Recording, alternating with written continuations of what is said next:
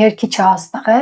դերասանը աստղ է, իսկ արվեստագետը, որ փողոցում անցնում է, ինքը ոչինչ։ Համադրողների աշխատանքը ինձ դուրս չի գալիս։ Ես Հայաստանում հաճույք չեմ ստանում ցուցահանդես մասնակցելուց։ Սկսում ենք։ Բարև ձեզ, ես Ռուզան Պետրոսյանն եմ, աշխարհահռչակ դիզայներ, հաղորդավար, տաղանդավոր մարդ, կենացը։ Մեր ծանոթության կենացը։ Ով արվեստագետը մարդ է, ինքը մարդ է, ով մի քիչ խենթ ունի, ինչի՞ չի։ Հայաստանի այդ նույն արվեստագետը չի համարվում արվեստագետ, ինքը խստության չափանիշների տակ է, դեռ դու փոքր ես պիտի աճես, ինքը իր վրա չի աշխատում, ինքը այսպես վիճակա, բերեց դրեց, որ այն որ ասում է դան, արեցի։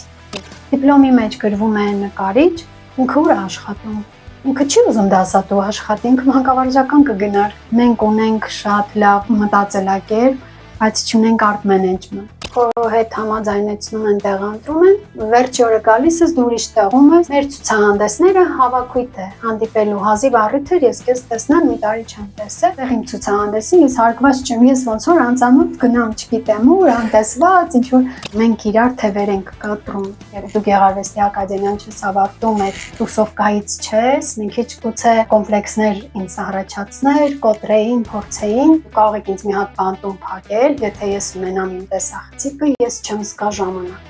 Ինձ զարմացա, որ ես ոնց եմ ենթագիտակցորեն իմ կյանքը նկարել, որը հետո եղավ։ ഞാൻ երբեք չէի տեսել, ու հիմա չեմ տեսել, չգիտեի ինչքանով նման եմ նկարել, թե չէ։ Վարչապետ Փաշինյանին էլ էի նկարել, նույնը գրել էի, որ վաճառել։ Ես ուզում էի ցուցադրել ինչա տեղի ունենում մեր հիվանդանոցներում։ Միակ դեպքն էր իմ կյանքում, որ ես տենց ինչ որ բան զգացի, ինչ երբևէ չեմ զգացել։ Ի վերջո, եթե կան այսքան խնդիրներ, ինչն է էլի մարդկաց մեզ, այսինքն մղում, որ այսքանից հետո մենք շարունակենք զբաղվել արվեստով։ Արվեստն է, ինչ մենք չգիտենք ինչ է։ Ես տենց եմ մտածում, ես չգիտեմ ինչ է արվեստ։ Հենց իմանամ, այդ լավ չի լինի։ Բայց ես ոչ մի սանդրանք չտեսա, շատ լուրջ էր հաղորդումը։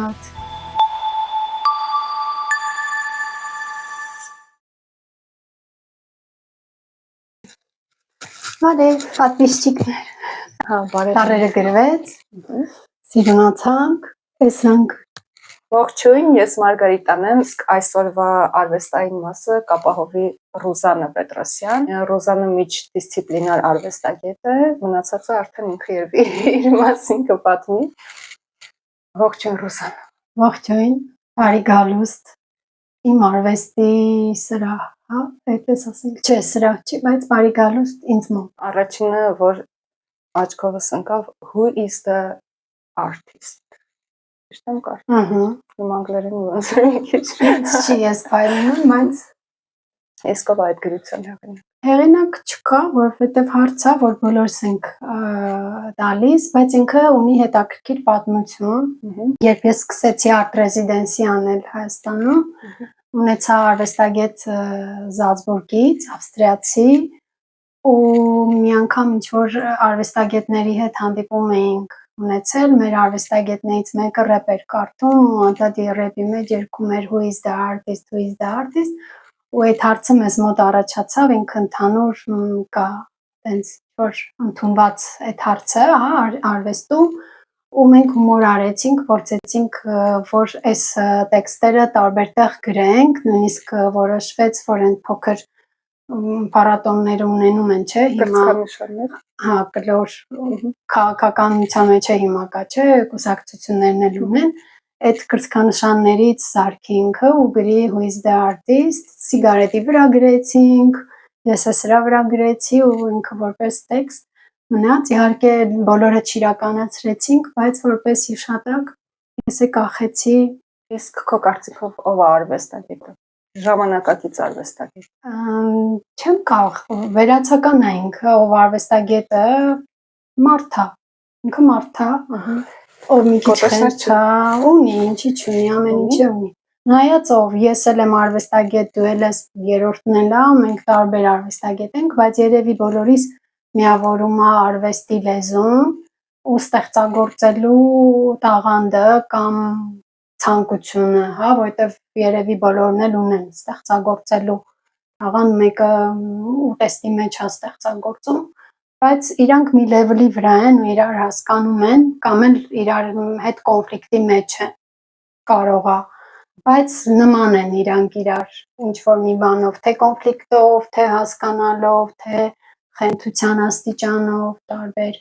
ու ինքը նաև անհասկանալի տեսակ է, շատերի կողմից չընդունված, մանավանդ ժամանակակից արվեստագետը, որի լեզուն շատերի համար հասկանալի չի, ինքը ընդունված չի, գուցե սիրված է, բայց ընդունված չգիտեմ, գուցե ինչ ասում եմ, սխալ եմ ասում, բայց մի բան է, որը անդադ պատասխանը փոխվում է։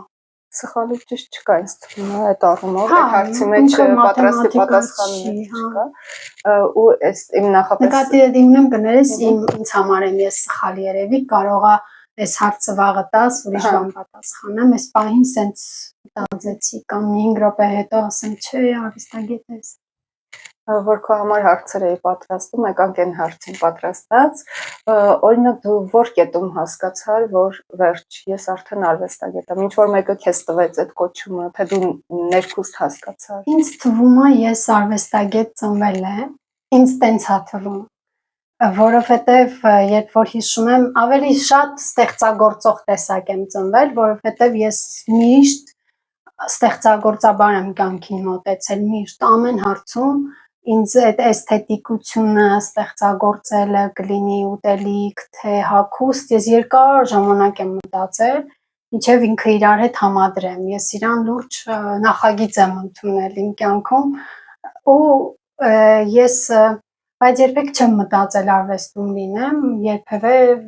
չեմ հասկացել, բայց հետո որ վերլուծում եմ, ինձ երևի հայրիկից սա այդ բնավորությունը եկել, որովհետև ինքն է չափից շատ արտիստիկ, ստեղծագործող, ինձանից ավելի տաղանդավոր, ես եթե երաժշտական տաղանդ չունեմ, ինքը դա էլ ուներ, որը իմ ամենամեծ երազանքներից էր, բայց ես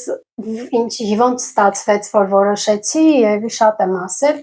երբ որ լրագրության մեջ էի, ես հանկարծակի այդպես ավտոմատ ինձ գցեցին արվեստի մեջ, որ ես լուսաբանեմ հենց այս ոլորտը, ժամանակակից արվեստը, ես էլի արվեստի մեջ էի, բայց ավելի երաժշտության, թատրոնի, պարի,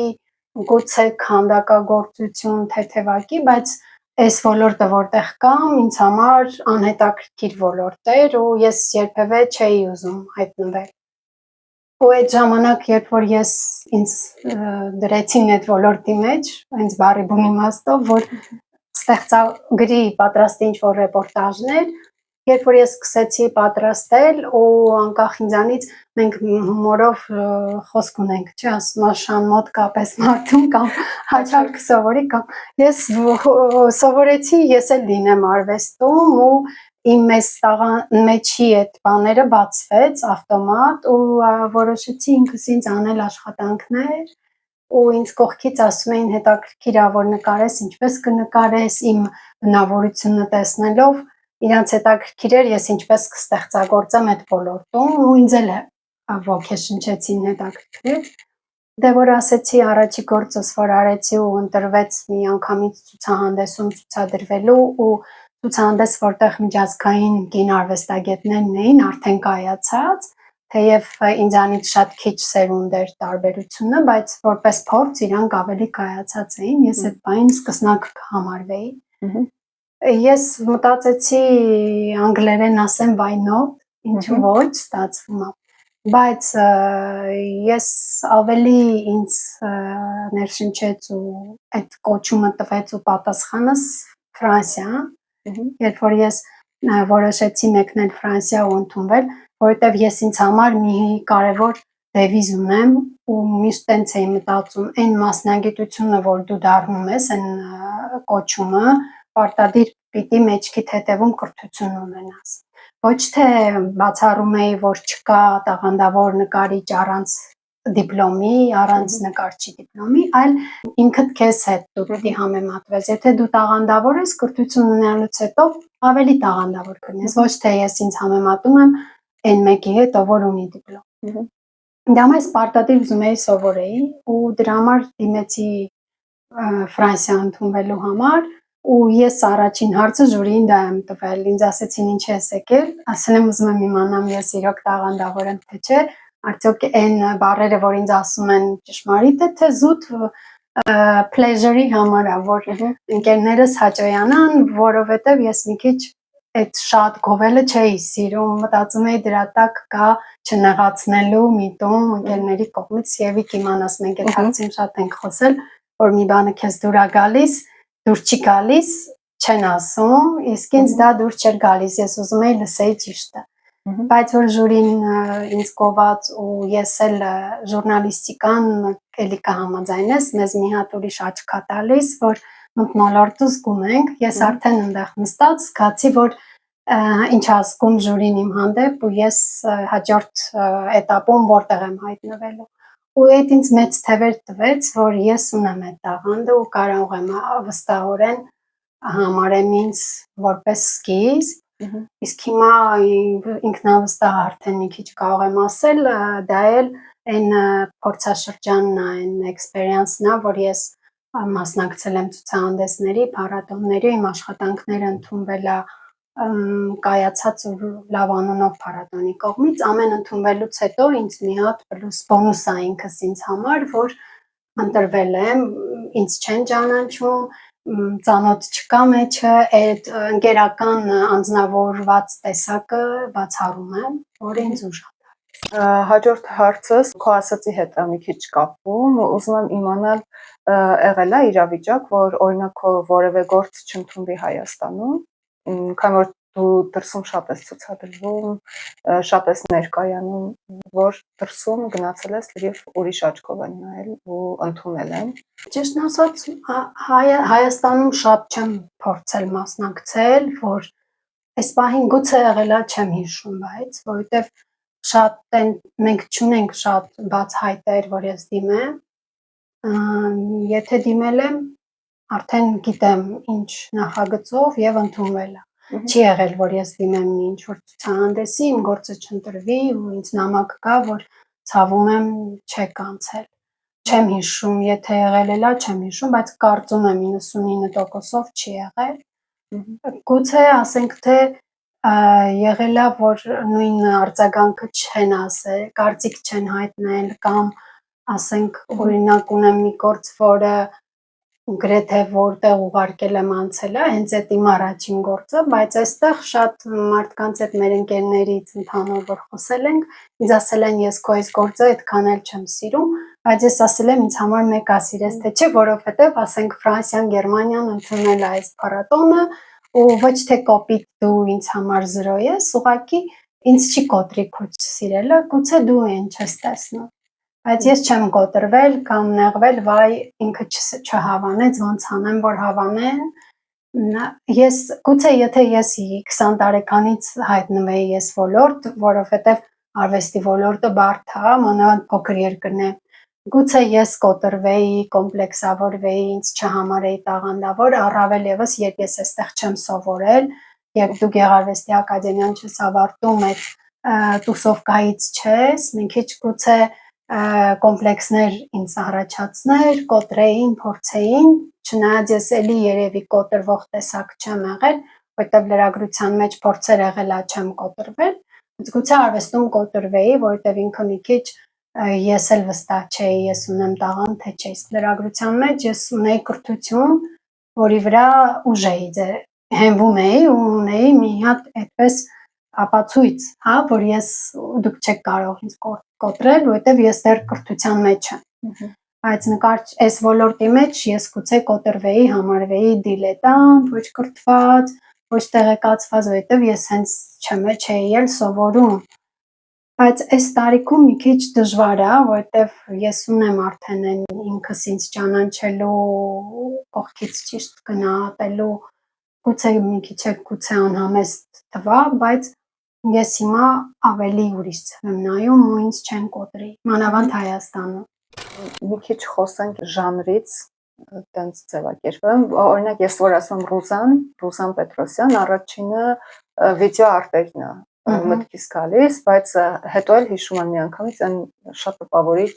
ինստալացիաները, որ քեզ ավելի շատ վիդեո արտի մեջ ես տեսնում, թե ինստալացիաների, թե ինչ քեզ ինչի հետ է սելի նույնականաց։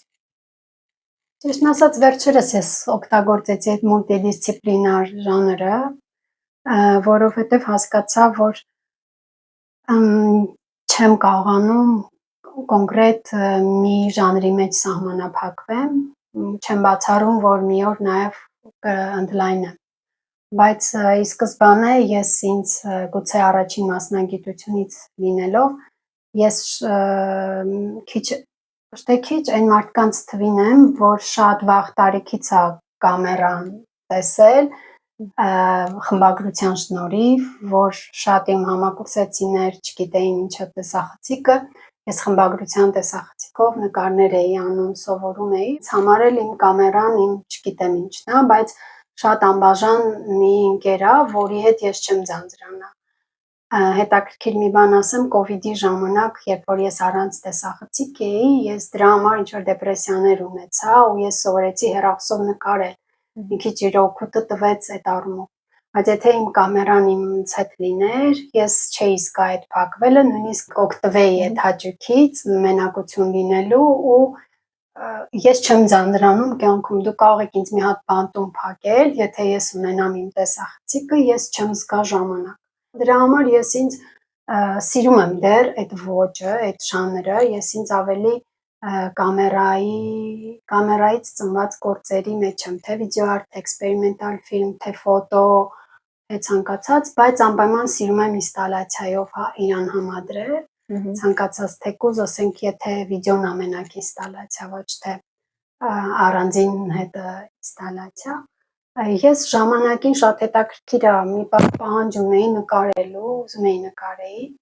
ու բարկանում էի, որ անհամբեր եմ, չի ստացվում, որովհետև մինչև յուղաներկը չորանա, ես այդ համբերությունը չունեի, ես իրան ջնջում էի, հետո հասկացա երևի ժանրը փոխեմ, ավելի կոնցեպտուալ մի բան ունենամ մոտս, որ իրան արտանկարեմ, որ չփոխեմ, բայց միևնույն է ես անհամբեր եմ, ես մի օրում վերջացնեմ, ես շատ արագ եմ անում, ամեն ինչը մի օրում, իմ անհամբերության տեսակի պահով, բայց այս վերջերս ես հասկացա մոտս մի շրջանա, որ գույները, յուղաներկը, ներկերը ինձ չեն ձգում հիմա, ես իրանց կարիքը պահանջը չունեմ այս պահին, բայց պորտրետները մատիտով ես սիրում եմ, էլի հասկանում եմ, որ երբ որ պորտրետ անում եմ, մատիտի թղթի շփումը ինձ համար մեդիտացիոն վիճակ է, բայց ցավոք ծույլ եմ ու էլի հիմա չեմ անում շատ, մի հատ ունեմ, շատ կիսատ եմ թողել, ժամանակ չեմ գտնում, բայց ունեմ ժամանակ, ուղղակի չես տրամադրվում։ Չեմ ինձ կարողանում, գուցե դեռ ժամանակ մի հատ երկար փեթ։ Ոնց է սենց անում, արա ու սկսում։ Մալալալալալա։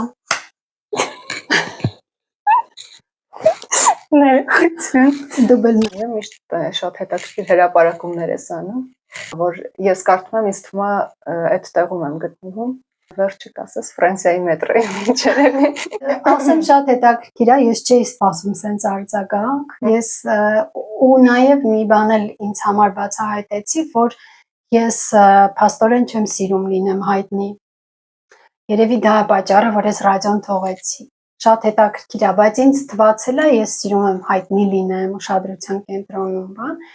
ու ես զարմացա այն մարդկանցից, որ օրը մի ստատուս են գնում ու 100-ից ավել լայք ունեն ու այդքան կոմենտներ, իրանք ամեն օր կարողանում են պատասխանել։ Նյարդայնացար է։ Իմ ուժը, իմ էներգիան չի ներում, ես չեմ ինձ համար շատ էր դա ու ես կեսից շատերին էլ չարձագանքեցի, որովհետև ես այնքան նամակներ, friend request-ներ եմ ստացել ու չհաշված այդ կոմենտները, մեծ մասը անծանոթ մարդ ու ես զգացի ոնց որ մեղուները գալիս են փեթակի վրա, թեև ես միշտ այդ էմոցիան ունենում եմ, որ նայում եմ ինչ-որ լրագրողական ռեպորտաժներ, ասենք ինչ-որ մի հայտնի մարդ է գալիս, հատկապես քաղաքական գործիչ, որ այսպես միկրոֆոններով գալիս են, ասում ինչ հանգիստ է այդ մարդը։ Ես երևի այսպես բոլորին, չգիտեմ, շատ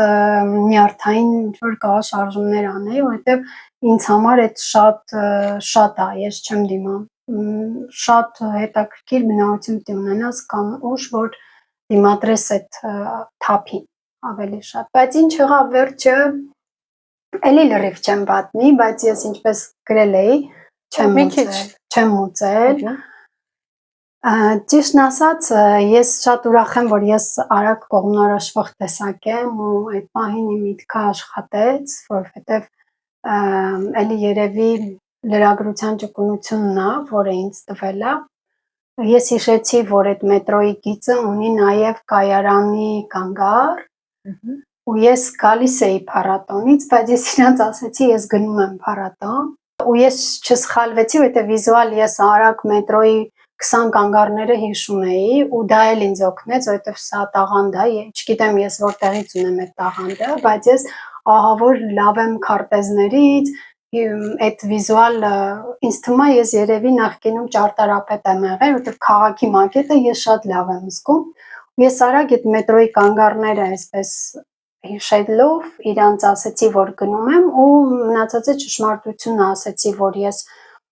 արվեստագետ եմ, ու իրանք հարցրեցին ինչ փառատոն, բարձվեց իրանք այդ փառատոնը ճանաչում են, սիրում են, ու այն կողքից մի կին լսեց, մեր զրույցը եկավ, ասեց ես ինչ ես անում, ֆոտո, ասի չէ վիդեո, եւ այսպես ոգևորված ցույց տվեց ինչ եմ անում, բան, իրանք ոգևորված, հենց այն որ սիրում են այդ ոճը, ու ասեց բախտդ բերեց, որ ես արվեստի ֆանատ եմ, ու այս փառատոնը սիրում եմ, արի գնանք դուրս արի, նորից ծակի, արի, որ հաջորդ կանգառից ուրիշը չբռնի, հանկարծակի, որտեղ այսօր ստուգումներ է, ու գնա, ու ինձ համար էլի դրամար գրել էի արվեստը փրկեց։ Եթե ուզում եք իմանալ ինչի մասին ենք մենք խոսում, կարդացեք Ռուզանի գրառումը, բայց Ռուզաննա Պետրոսյան չփնտրեք, Ռուզան առանց նայի։ Միած ուրճխմեմ։ Մի հատ վրթցնենք կենացը։ Մեր ծանոթության կենացը։ Հացարորենցը։ Ողջ առողջ։ Չէ, առողջ հաջողակ։ Գիտես ինձ միշտ ինչ է հետաքրքրում, թե արվեստագետները իրանց որ գործն են ամենաշատը սիրում ու էլի քո ասացի պես կարող է ամեն օր գնաս հարցնես, ամեն օր տարբեր պատասխաններ տան, այսօր այս փուլում Ռուզան Պետրոսյանը իր որ գործն է ամենաշատը սիրում կամ որն է ամենատպավորը չէ, որ առաջինը եկավ քո մտքին։ Այ ես միշտ ինձ մոտ անձնավորված է, ինձ թվում է ցանկացած կլինի գրող, նկարիչ, դերասան, ռեժիսոր,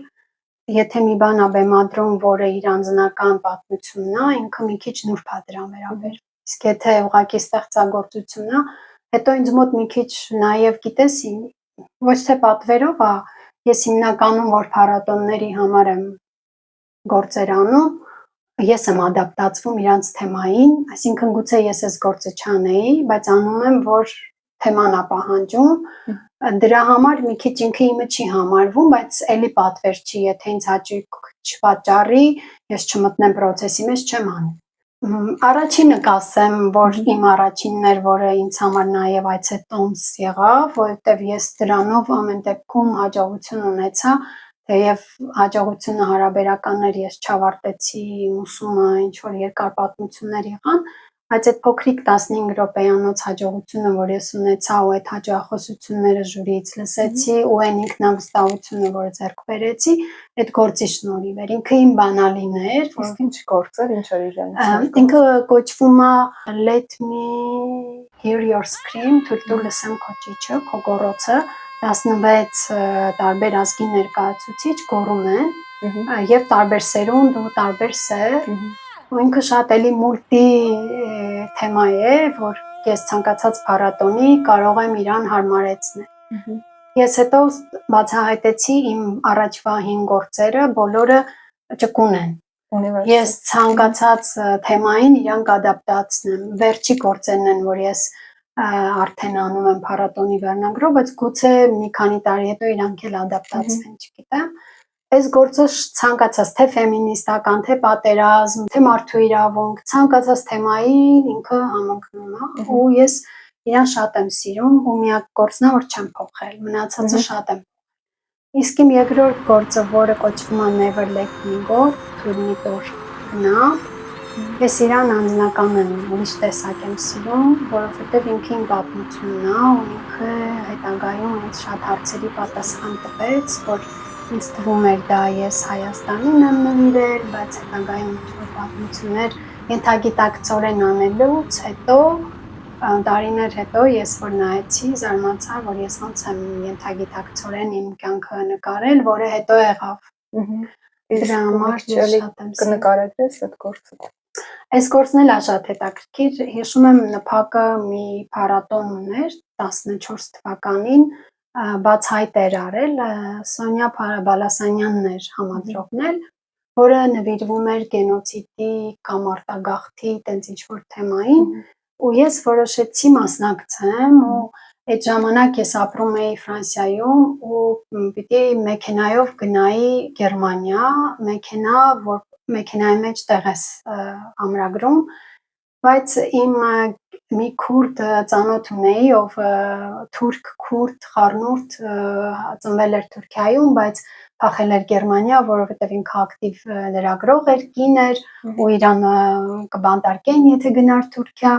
ու ինքը մի ամսով Հայաստան էր եկել թուրքագիտության բաժնում, Արտո Թունջբոյաջյանի հետ էր ծանոթացել եւ Արտո Թունջբոյաջյանը իրեն դիսկ էր նվիրել ու մի ամսում որոշել էր հայերեն սովորել, բայց ինքը Գերմանիայում է բնակվում ու ես իրան գրեցի ինչ որ հարց ունեի տալու, ինքը ոգևորվեց, որ գալիս ես անպայման արի, հետո միասին Արտո Թունջբոյաջյանի համերգին կգնանք, այդ ժամանակ Արտոն Շտուտգարտում համերգ ուներ։ Եվ ես իր մեքենայի մեջ եմ, ինքը հայերեն մի ամսում պատկերացրու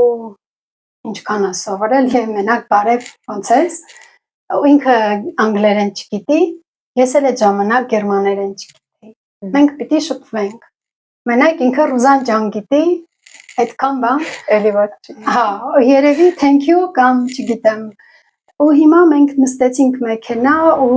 ինքը ինձ ասեց, գիտես, Արտո Թունջբոյաջյանը դիսկ ա նվիրել, հիմա միացնեմ երգերը լսենք։ Ու այդ ժամանակ ինչ որ մի երգ գնաց, որը ինձ չգիտեմ ինչ առաջացրեց, ես ասեմ, ես մի քիչ ինձ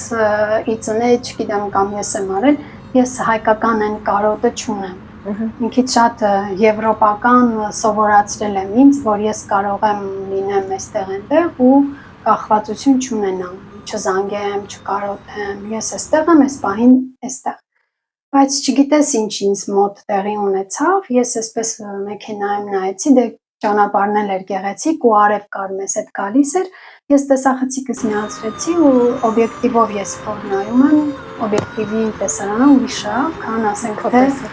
երբ իրական ես նայում։ Ու այդ արևը մեզ հետ որ գալիս էր ու Արտոյի երաժշտությունը ու մենք որ իրար լեզու չէինք հասկանում,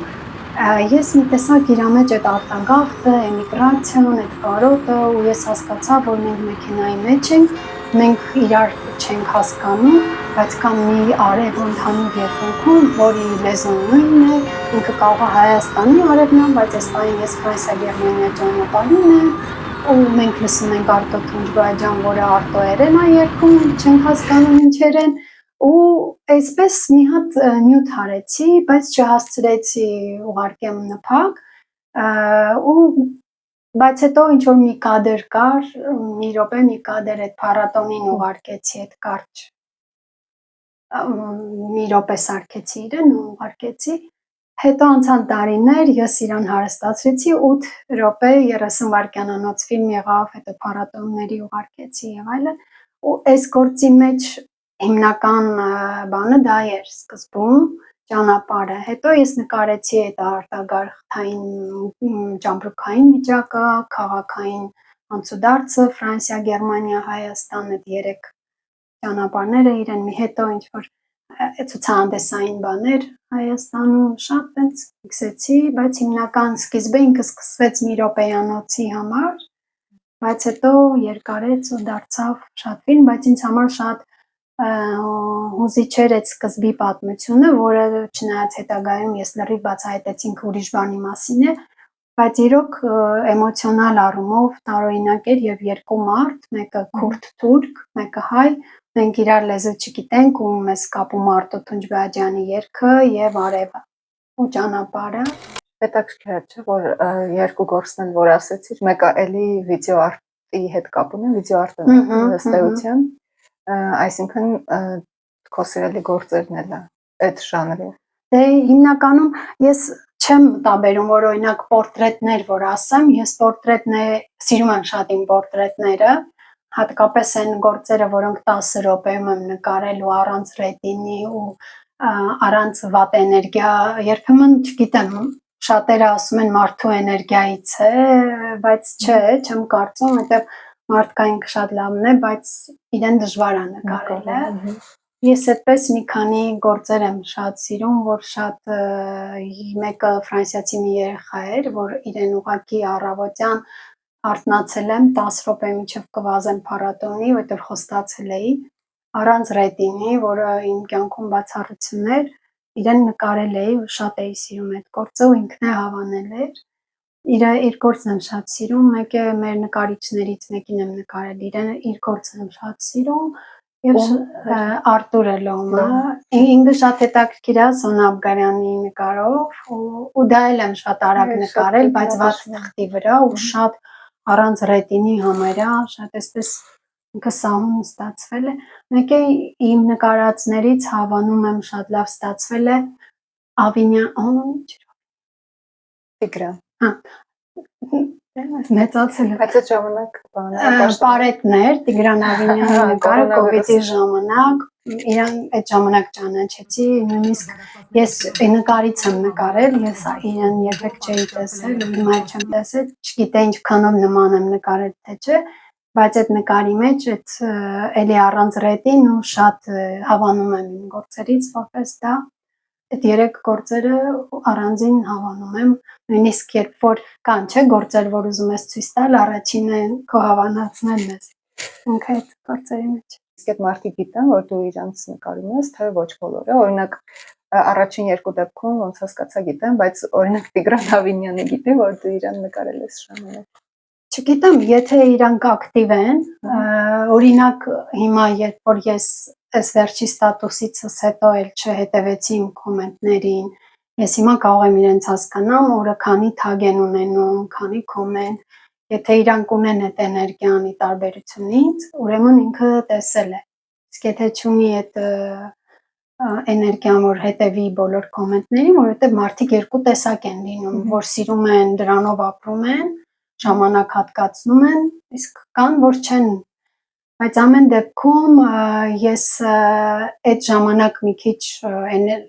ակտիվությունը քիչ էր, ես իրեն թագ էի արել ու կիսվել էի, նույնիսկ շատ ակտիվ մենք վաճառում էինք պատերազմի ժամանակ նկարներ, էլի մի քանի անգամ կիսվել եմ, թագ եմ, նույնիսկ հումորով գրել էի գնի նկարը։ Ես հույս ունեմ, որ ինչ որ ընդհանուր ընկերներ ասած կլինեն, որովհետև ընդհանուր ընկերներից լայքել էին, ինչ որ կարծիքներ էին գրել, որ իրեն էլ են ճանաչում, գուցե կամ ես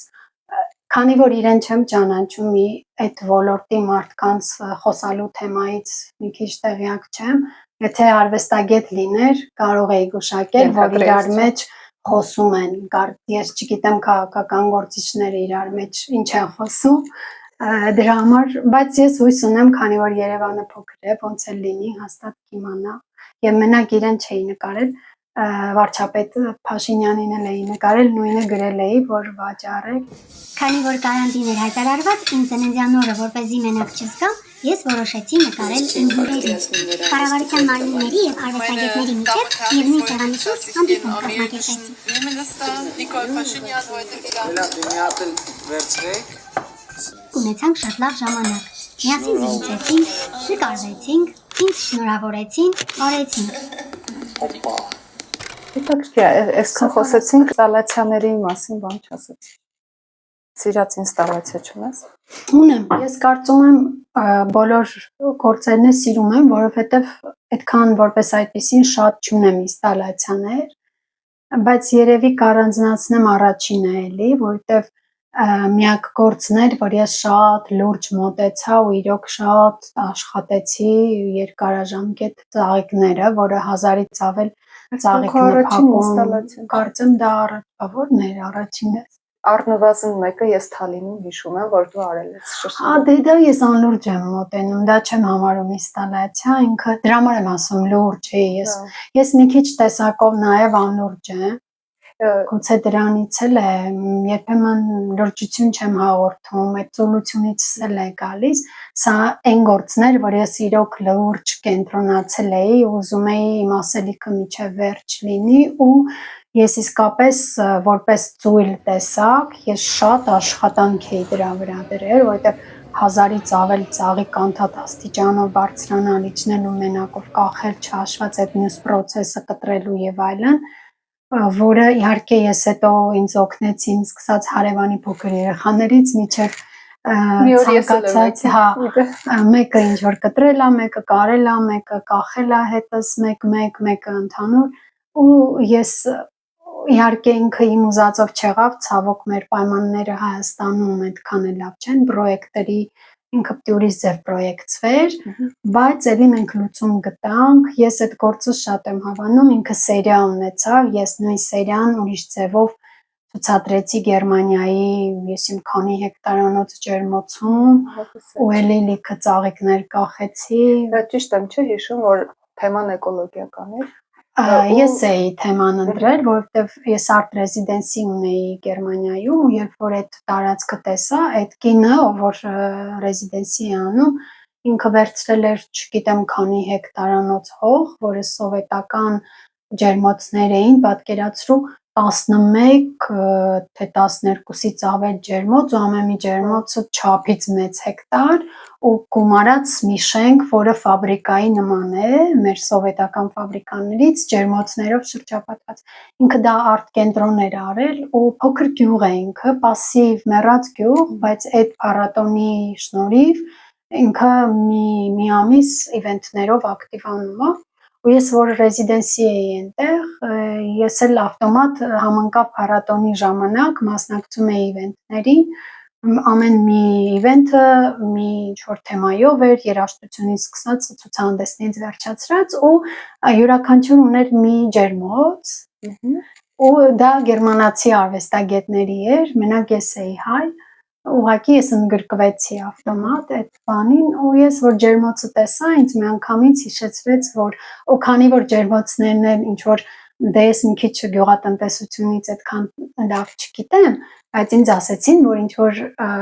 լարեր էր կախված, դա կաթիլային ինչ որ բան է, որ ջրվում է, ես չգիտեի, որ տենց ինչ որ ու ինձ այդ լարերը ցողուններ էին հիշեցնում, ես միանգամից ասեցի ծաղիկներ պիտի կախեմ այդ լարերից ու պատրաստեցի կտորից էլի ծաղիկներ, կախեցի ու ինչքան լար կա, պատկերացրու, ըտեղել էի շատ հոգնած ու ջերմոցը շատ շոգ էր արև, ես կարմրում էի, որ երկու ծաղիկ կախելուց հետո դուրս էի գալիս մի քիչ հովանում էի նորից, բայց շատ դա էլ եմ, այդ աշխատանքս ես սիրում եմ իրան սերիաների բաժանեմ ու ամենտեղ ցածրեմ, դա թերևս դա է, որ սիրում եմ։ Երկրորդ ինստալացիան կուբերովներ, որը ինչ խաղային ինքը թեթև ժանրի մեջ էր, բայց էլի շատ որոշմա դոբրինկի է, բայց հիշվում է շատ։ Բարի ինչ-որ բան է, բայց ինքը ինձ բան չի ասում, որ ես ասեմ սիրում եմ, պատմություն չունի, զուտ ուղղակի հետաքրքիր խաղային հավես գործ է։ Բայց ես վերջին էլի այդ մուլտի քո ասած շարքից սկեստի հետի վիդեոն։ Հա, ես այդ չհիշեցի, որովհետև ես Հայաստանում չէի, ես վիդեոյով եմ բացատրել, Zoom-ով խոսելով, իհարկե փորձարկել եմ, որ սենց կտեղադրեք, վիդեոն ուղարկել եմ ու բանը, բայց ոնց է դա տեղի ունենում, ցավոք վիդեոները տեսել, որ դու էլ էիր նկարել ուղարկել ու էլի տենց ինձ նկարել ուղարկել էին։ Հա, դա ու շատ մարդիկ հավանում են դա, իդեպ ասեմ, երբ Ֆրանսիայում էի, էլի հայ համայնքի նախագահը ինձ հրավիրեց հանդիպման հայ համայնքի հետ, ինքն էլ էր դա տեսել տպավորվել ու ոգևորված ասում էր միշտ, որ այդ գործը շատ եմ հավանում, ես ասեցի, որ կիսատ է, վիդեոն դու պիտի ինստալացիով էլի տեսնեք։ Դա էլ է ինձ համար հարազատ, որովհետև իմ մանկության հագուստն է, բայց որպես այդպիսին ինստալացիաները շատ այդպես ապրումներով չեմ մոտենում, որովհետև էներգիա այդքան այն չի, ինչ որ վիդեոներում եմ ունենում, բացառությունը հենց առաջի ինստալացիան է, որ սիրում եմ, որովհետև իրան այդ էներգիան տվել եմ, ինձ համար առաջին էր ինքը համարվում։ Քո էլի իմ համար այդ ամենատպավորիչ ինստալացիաներից, չգիտեմ, ինստալացիա ասեմ թե վիդեո եւ միասին էր այդ կտրոնների գործը, ու որտեղ որ համ էմոցիա կար, համ ինչ որ խնդիր էր կոնկրետ բարձրաձայնվում, ու օրինակ ինձ հետաքրքիր է որ դու գործերը անում ես, դու ավելի շատ որի վրա ես շեշտում, վիզուալի, թե էմոցիայի, թե խնդիրների բարձրաձայնման, ավելի շատ ինչն է էլի քո համար կարևոր։ Առաջնահերթ, ավելի ճիշտ կարևոր թե բնականա կլինի։ Ինձ թվում է բոլորն էլ կլինեն, էմոցիա չի կարա չլինի, որովհետև ես էմոցիոնալ տեսակ։ Կուզեի էմոցիոնալ չլիներ, որովհետև իմ չափից էմոցիոնալ տեսակը ինձ խանգարում է, բայց դա կա պարտադիր։ Ես ուզում եմ միշտ խնդիրներ ցույց տամ, փորձեմ այդ խնդիրը լուծել, եթե կստացվի, եթե չի ստացվի լուծել, գոնե բարձրաձայնել։ Բայց բոլոր գործերով ես սիրում եմ ինչ-որ մի բանը ցույց տալ, նույնիսկ ես խնդիրը լուծում եմ լավը ցույց տալով։ Ես միշտ պոզիտիվ եմ սիրում, չեմ սիրում վատ բան։ Միշտ ես հիշում եմ, որ առաջին անգամ ինչ-որ լուսանկարչական սեմինար էր, workshop էր մասնակցում էի, մասնակից ընկերներս միշտ ինձ տեսնելիս հիշում են այնտեղ երբ հանրարարություն տրվեց, որ ինչ-որ ֆոտոշարք անել, բոլորը նկարում էին ստանդարտ թեմա, տխուր ընտանիք, աղքատ ընտանիք, ինչ-որ սոցիալական։ Հա, բոլորը ես ասեցի, ես երջանիկ ընտանիք եմ ուզում նկարեմ, ունեմ հարևան մի սենյակի մեջ, երջանիկ են, 1000 հոգով ապրում են, ես Happy Family վերնագրով դրեցի իմ ֆոտոն ու մինչև հիմա այդ իմ ընկերներից, ովքեր այդ խմբի անդամներից տեսնում էին, ինձ ասում էին, որ շատ եմ սիրում քո այդ գործը։ Ես միշտ ասում եմ, ինչու մենք երջանկություն չենք նկարում, որ ցույց տանք հակառակ կողմը, որ կա նաև երջանկություն, գովազդենք երջանիկ լինել, ոչ թե անդադ ցույց տալ, որ վատ է, որովհետև դա էլ դրանով էլ կարող ենք լուծել։ Այսինքն, եթե ես լավ բանել եմ նկարում, իմ լավ բանի նկարածի կոնտեքստը խնդիր լուծելն է, որ եկեք սենց լինենք, կոչ է, սա հաղորդագրություն է։ Իսկ այդ վերջինը, որ նկարել էի, ինքը բոլորը կար, որովհետև անկեղծ ասած ես իրան վերջում չէի ուզում ցույց տայի, ես շատ էի մտածել պատրաստ եմ, պատրաստ չեմ, ուզում եմ ցույց տամ, չեմ ուզում, որովհետև սկզբից ուրիշ բան էի մտածել, հետո չարեցի, բայց հետո պորտկացի, ասեցի պիտի անեմ, վերջին օրով ես ինձ շատ տարօրինակ էի պահում, բայց վերջում ինձ որոշեցի, որ չէ, կանեմ, բայց ես արագայեցի ու այսպես ու հետո ես հիմա այդ գործը գցել եմ, չեմ կարողացել մոտս պահեմ, եթե ուզենան ցուցադրեն, ես չունեմ դա, որտեվ ես չէի կարողանում իրան ունենալ ու ոնց որ եթե հիմա լիներ կարողա ցույց չտայի եւ ասում եմ լավ եմ արել ցույց եմ տվել, բայց ի զարմանս ինձ նաեւ մի քիչ լավ է որ եղավ, ես արձագանքներ ստացա,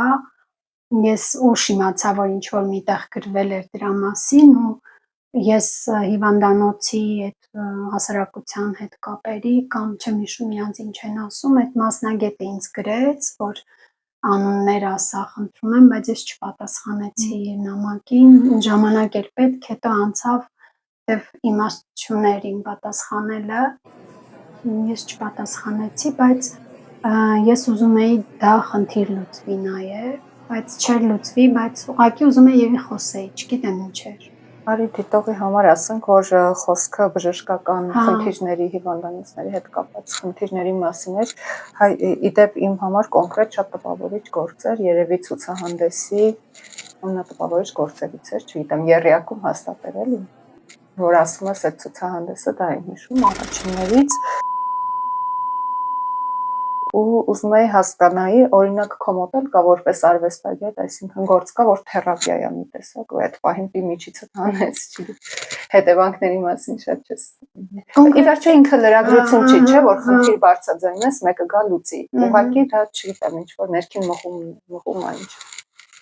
Արվեստի լեզվով խնդիր լուծելը ուրիշ բան է զգում ճիշտ է, բայց կոնկրետ այս գործը թերապիա չէր, ոչ էլ մեջիցս հանելու բան էր, երևի այդ պահին բարկություն էր, կամ ճիչ էր, կամ չգիտեմ ինչ էր, ես ավելի ագրեսիա էր կամ ես ուզում եի ցուցադրել ինչա տեղի ունենում մեր հիվանդանոցներում, ավելի շատ այդ բժշկի վերաբերմունքներ, որ ինքը շատ անտակտ էր։ Կոնկրետ ու ես կարող էի ավելի շատ բան անել օգտագործելով իմ օղակները, թեկուզ Facebook-ում ստատուս գրելով, անունները նշելով եւ այլն։ Բայց ես դա չարեցի, մի քիչ իմ այդ տեսակը չեմ սիրում, չափից շատ քաղաքակիրթ եմ այդ հարցում, ուրիշ հարցում եթե որ բայց սա մի փոքր բարկություն էր, որ չկա հարգանք բժիշկի եւ պացիենտի միջեւ, ու ես շատ հաճախ շատ բժիշկների էլ եմ, երբ որ առիթ լինում է, ու հիմա էլ եթե դիտենք ուզեմ ասեմ, վերջերս այդ դեպքից հետո երբ էլի հիվանդանոցում էինք, ես պատմեցի դա մի բժշկի, ով հակառակներ, չափից շատ մարդկային բժիշկ էր, բայց ամեն դեպքում ես շատ էի ուզում, որ ինչա տեղի ունենում հիվանդանոցներում, մարդիկ տեսնեին ու գոնե եթե ինչ-որ մի բժիշկ տեսներ կամ հիվանդանոցի ղեկավար կամ աշխատող, գոնե կսթափվեր, ոչ թե այդ ֆինանսի կամ չգիտեմ փողը մարդկանց գերի կանի, չգիտեմ, մարդիկ չարությունը վերանար կամ բժշկի անտարբերությունը կամ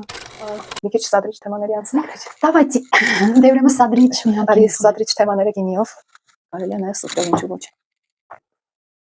Ես չեմ սիրում սա։ Դու տենց սուրճը։ Դու տենց աղջիկ ես ինձ սադրես։ Ես համենայն դեպս մանիպուլյացիաների չեմ տրվում եւ այո, ես այդպեսի աղջիկ։ Հիմա եթե նույնը խոսենք արվեստի մասին, ինչ տարբերություն ես նկատել Հայաստանում եւ Եվրոպայում, հաստատ այս տարիների ընթացքում լիքը ասելիք ես կուտել։ Հայաց ինչ տարբերություն նկատում ես արվեստագետների տարբերությունը, ցուցահանդես կազմակերպչական տարբերություն։ Ինչ որ մտքիդ գալիս է, օրինակ,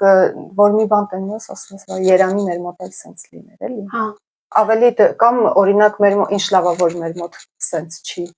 այսպես չէ։ Այ հակասական բաներ եմ բացահայտել միշտ։ Օրինակ մի քանի տարի առաջ, երբ Զալցբուրգում ցուցահանդեսի էի, ես էլ էի մասնակցում, ինձ հետ մասնակցող արվեստագետներին, որ նայեցի, ես ուղղակի մի քիչ վերևից էի նայում կամ ծիծաղում էի, ասում էի ու նաև տխրում էի, ասում էի ինչքան խորն ենք մենք ինչքան լավ արվեստագետներ ունենք, այսինքն հայերս, հա։ Հա, այդ միակ դեպքն էր իմ կյանքում, որ ես տենց ինչ որ բան զգացի, ինչ երբևէ չեմ զգացել։ Ու հետո հասկացա ինչից է, նաև սկսեցի խորանալ, որ երևի մենք խորն ենք, որովհետև մենք շատ քննադատող ազգ ենք, մենք միշտ մեկի ցուցահանդեսը, մեկի գործը տեսնելուց հետո գուցե իրեն լավ բաներ ենք ասում, բայց հետևից քննադատությունը գնում է, շատ խիստ ենք, մենք չմահավան ենք, կոպիտ ասած, մեզ շատ դժվար է մի բան հավանել տալը, մանավանդ եթե անձնավորված չի, ու շատ անձնավորում ենք մենք, որովհետև փոքր ենք։ Եթե ես քեզ չեմ ընդունում, ես քո տեսակի մեջ, տեսնում եմ քո գործի մեջ, միշտ պիտի քննադատեմ։ Առավել եւս եթե ես գիտեմ դու սկսնակ ես, այն նախանձն ու խանդն էլ է միավորվում, արդեն ինքն էլ է որոշել ու այդ բոլոր ոլորտում է։ Դա էր միակ պատճառը, որ երևի ես որ տեսա, շատ մտածեցի ու նաև ցավ ապրեցի, որ մենք ունենք շատ լավ մտածելակերպ, բայց չունենք արտ մենեջմենտ։ Մենք սարսափելի զրո ենք արտ մենեջմենտից ու նաև հնարավորություններից իրար առաջ տանելու։ Մենք իրար թևեր ենք կտրում։ Ցանկացած մարդ, որը ինձ դա դուր չի գալիս Հայաստանում։ Ես իմ փորձն եմ ասում, որովհետև շատերը լրիվ կարող է ուրիշ պատկեր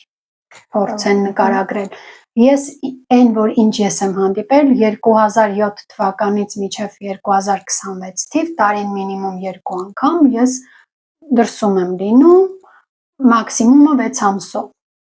Այսինքն ես ու ակտիվ։ Իմ շփումն էլ ոչ թե քաղաքում սուրճ խմելով է, այլ ակտիվ մարդկանց հետ նետվորքինգ անելն է։ Արվեստային միջավայրում նաև։ Այդ իմ այդքան փորձից ելնելով ես ունեմ իմ ստատիստիկան, որը ես այդ համեմատություններով եմ ասում։ Իսկ այդ որ ասում ես համեմատեցիր ու Հայաստանում ավելի խորը մտածողություն ասելով ինչ որ կոնցեպտուալ հարցեր են նկատի ունես արվեստում թե ինչ Հա, միայն նայ, օրինակ Եվրոպայում շատ մակերեսային են, ու նորից եմ ասում, միշտ չէ, տարբեր շերտեր, բայց ես համեմատում եմ այդ ժամանակվա ցուցահանդեսի մասնակիցները մեր ցուցահանդեսի մասնակիցներով։ Վերցնենք օրինակ ՆՓԱԿ-ը անում է մի ցուցահանդես, որտեղ մասնակցում են սկսնակ արվեստագետները կամ երիտասարդ սերունդը։ Եվ նույն Եվրոպայում, երբ որ ես մի ցուցահանդես եմ գնում, էլի նայում եմ սկսնակ արվեստագետների գործ, կամ թեկուզ ես օրինակ վերջերս Ֆրանսիայում, հենց հիմա որտեղ որ ես ընդունվել էի, գնացի ուսանողների ցուցահանդեսին։ Այդ նույն գործերից շատ լավ ես ՆՓԱԿ-ում այդ սերունդի նույն գեղարվեստի երեխեքի գործերը կամ կլինի մենակ ՆՓԱԿ-ում չէ, ցանկացած ցուցահանդեսում ես տեսել եմ, նույնիսկ ավելի։ Եթե ես բայց այդ ուսանողի մտածելակերպը հնարավորությունը ավելի մեծ է, քան Հայաստանի։ Ու Հայաստանի այդ նույն արվեստագետը չի համարվում արվեստագետ, ինքը խստության չափանիշների տակ է, դեռ դու փոքր ես պիտի աճես, դռներ չկա բացված, ու ինքը իր վրա չի աշխատում, ինքը այսպես վիճակա, բերեց դրեց, որ այն որ ասում է դան արեցի։ Իսկ լրջությունը կորում է, որովհետև ինքը դեռ պիտի ավարտի, անցնի փուլ կամ չգիտեմ, գուցե չեմ իմանում։ Բայց ասենք ես այդ համեմատությունը կամ Զալցբուրգինը, որը եկել էին արդեն արվեստագետներ, որոնք ամեն մեկը իր երկրի արվեստագետներ, հայտնի այսինքն հարաբերական, բայց պորտֆոլիոյով բավականին ռեզիդենսներ անցած, տարիքային տարբեր ուսանող չէին, ավարտած արդեն իրենց երկրի արվեստագետներն էին, ովքեր մասնակցում էին ցուցահանդեսին ու իրենց գործերն էլ շատ, գիտես, պրիմիտիվ չի, մենք ենք իրեն համարում պրիմիտիվ, ուղղակի մենք ենք շատ լրջություն տալիս արվեստին, գուցե, այս օրինակ, հա, ու իրանք շատ լրջություն չեն տալիս, բայց նաև մասնագիտու կիրթ են մոտենում, գիտես, այսինքն ինչ է, տեխնիկայի հարց է, ավելի շատ քան։ Գիտես, մի անգամ մի հատ տեստային բաներ կամ բանալի բառեր կամ բոլոր մասնագիտությունների մեջ, ես վերջերս խոսում էի էլի իմ ծանոթների հետ, ասում եմ, երբ որ դու մասնագետն ես, դեսպանատան աշխատողը ոնց է, երբ որ դիմում է հայտատուն, ինքը զգում է, դու գնում ես ինչի համար, որ մերժում է, բացառությունները չեմ ասում։ Եթե դու ամեն օր 10 հոգու տեսնում ես, դու ավտոմատ մարդուն գիտես, այս մարդը սուտ է խոսում, ճիշտ է ասում, եթե դու մասնագետ ես։ Ես հիմա միշտ ասում եմ, ինձ չեն խաբի լրագրության մեջ կամ այսինչ ոլորտի մեջ, դու ունես բանալի հուշող բառեր, որ հարցով կարող ես մարդուն ճանաչել։ Նույնը արվեստի մեջ է, երբ որ մարդը անում է մի գործ, որը հանդիսատեսը գուցե կոֆեի բաժակը դնեմ ու ասեմ, սա իմ արվեստի գործն է,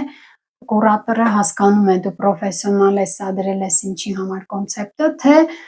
դու վիդեոյով տեսել ես, որ հայտնի մի նկարիչ դրել է, ես էլ դեմ։ Ինքը քեզ հետ խոսելուց հասկանում է, որ դու փորձ ունես, քո հիմնավորումը որն է, թե ոչ։ Իրենք ունեն այդ փորձը, բայց գործը շատ խորը չի։ Իսկ մեզ մոտ շատ են նաև խորանում, որպեսզի հաճոյանան կամ բարդույթավորվում են, որ հանկարծ չգան, եթե ինչ-որ մի թեթև գործ է, քննադատությունն է գնում, մենք շատ խորը գործեր ունենք երբեմն։ Շատ ենք լրջացնում, հա, երևի, կամ էլ լրջա։ Համենայն դեպս այդ ցուցահանդեսներ, որ ես այդ օրը որ տեսա, ես զարմացա ու ասեցի, ինչ թեթև է ամեն ինչ անցնում, ինչի ենք մենք լրջացնում, բարդույթավորվում, ու թեթև անցնելուից բացի ողջունվում է նաև թեթև։ Եվ հնարավորություններով հանդերձ։ Ինձ այդ շատ դուր եկա, որովհետև դու այդ էտապն էլ ես անցնում, չես քննադատվում, շատ չի։ Եթե վերցնենք մեր հայտնի բոլոր մարդիկ, անցյալում որ կարդաս, քննադատվել են, մահից հետո են ընդունվել։ Մենք ունենք այդ գենը։ Եթե ասենք թե սկսած բոլոր բաներից, ոլորտից, ոչ մեկը չի ընդունվել մեծ մասամբ, մահից հետո նոր կոչումներ են ստացել, հայտնիություն են, սիրվել են, գնամեռի արի սիրեմն է եղել։ Ինչի եթե այսօր կա, ինչի մենք չկովենք, չասենք, լրջություն չտանք։ Իմ մոտ մի շրջան սենց բանել եղավ, սկսեցի մերժել բոլորին արժեքներ եւ այլն չհավատալ, ինձ թվաց հորինված Դե պատմություն։ որովհետև լիքը բաներ մեզ պարտադրում են, չէ՞, պատումները վերում են, դու ինչ գիտես ինչա, քանի ինքը չես հետս։ Գիտես որ հակասական կար է, մեկին երբ որ ես այդ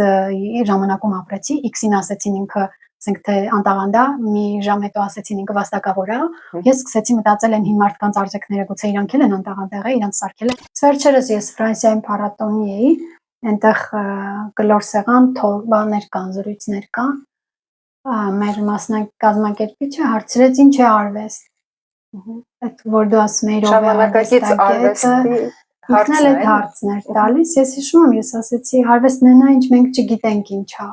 Ես տենց եմ մտածում, ես չգիտեմ ինչա արվեստ։ Հենց իմանամ այդ լավ չի լինի։ Երևի լավ է նա, որ այն ինչ որ մենք չգիտենք, մարդիկ չեն իմանում ինչա։ Բայց ինչ որ մի բան առաջացնում է մարդկանց մեջ, բայց պահանջում ունեն, բայց չգիտեն ինչա։ Ինձ համար այս բանին է դեր պատասխանը, որտեղ ես չգիտեմ ինչա արվեստը ու շատ լրջություն, երևի ու հիմա չնայած 21-րդ դարում փոխվել է արվեստի գործիքը, մարդկանց լրջությունը, հիմա շատ են ավելի մեդիա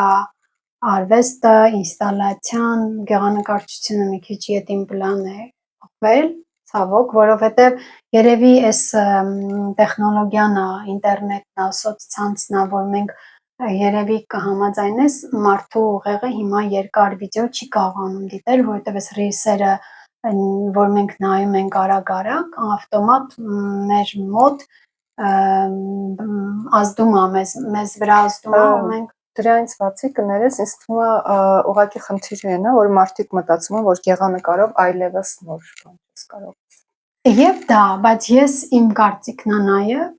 որ հիմա սերունդը հավես չունի շատ որ ոնց որ ես քեզ ասեցի չորանալու, ես էլի հիմիկվա սերունդ չեմ, բայց ինձ մոտ էլ է պատճառը։ Ես ինքը մեծ process է, դու պետք է շերտերն անցնես, եթե դու լավ լուրջ գեղանկարչություն ես ուզում սովորել, կլասիկան, դասական, իր բոլոր շերտերով, լույսերով եւ այլն, ինքը ծախսատար աշխատանք է, ժամանակատար աշխատանք է ու մեծ տաղանդ ու ջանք է պահանջում։ Իսկ սերունդը դրա հավեսը չունի ու ինքը գուցեև տակից դուրս չկա ու համարվի ոչ տաղանդավոր կամ չգիտեմ, դա օբյեկտիվ պատճառներ կան համենայն դեպս։ Համենայն դեպս էլի իմ ստատիստիկան է, ես որ դիմում էի ընդունելու համար, ես նկատեցի իմ կուրսում էլ չկային այդքան շատ գեղանկարչություն ընտրողները, որքան որ ավելի սիրում են։ Հիմա ցանկացած ցուցահանդես գնում ես, մեծ մասը ինստալացիա է։ Այսինքն ինստալացիայի մեջ կարաս գեղանկարել։ Հա, դե կոմպլետ միասին։ Բացի դա այդ ուղղությունը հենց այդ է, ենթադրում ժամանակակից արվեստ ասելով չես կարող ենթադրես, ասենք, սովորական ինչ որ գեղանկար։ Գոնե ինչ որ յուրահատուկ կոնցեպտ պիտի ունենա։ Չէ, կոնկրետ ես չեմ խոսում ինստալացիա, ասենք օբյեկտների հետ մենակ, որովհետև ասենք հենց նույն իմ վիդեոն ինստալացիա, որն է տեղադրվում էր, ինքը մենակ վիդեո էր, բայց ինքը տեղադրված ձևով էր, ոչ թե ֆիլմային ցուցադրում, ինքը համադրված էր տարածքի հետ, ինչ որ ոչ թե առանձին ես ուրիշ ինստալացիա էի արել, որը ասենք Հայաստանում եմ արել։ Չէ, ինքը ավելի տեղադրման ձևով էր, նույնը քո ասած գեղանկարչություն։ Մի քիչ խոսանք մեր արվեստային միջավայրից։ Իմ հետազոտությունն է նա, որ մենք շատ քիչ ենք, ոնց որ ոլորտը եղա, դրա համար տենց հաստատվում, որ մարդիկ իրար չեն ուզում վատ բաներ ասեն, միշտ գալիս են, իրար գովում են, բայց նաև դու ասացիր, որ լինում են դեպքեր, երբ գովում են, բայց միևնույն ժամանակ քննադատում են։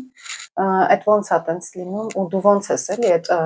գործընթացը տեսնում քննադատության տեսանկյունից։ Վատ եմ տեսնում։ Դե մի քիչ Չգիտեմ ոնց է լինում, բնավորությունից է, ես չունեմ այդ գիծը, դրա համար ինձ խանգարում է, որովհետև նաև դա վատ է ինձ մոտ, որովհետև